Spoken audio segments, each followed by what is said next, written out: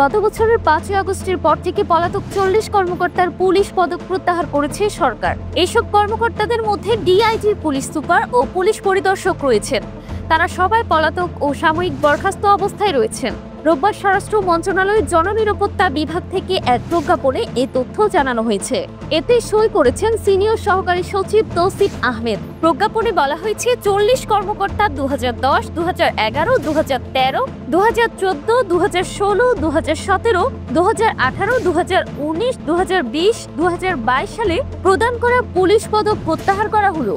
এতে আরো বলা হয়েছে, পদক প্রত্যাহার করা পুলিশ সদস্যের অনুকূলে পদক সংক্রান্ত আর্থিক সুবিধাদি বন্ধ করা হলো এবং ইতপূর্বে পদক সংক্রান্ত গৃহীত যাবতীয় অর্থ ফেরত প্রদানের জন্য নির্দেশ প্রদান করা হলো।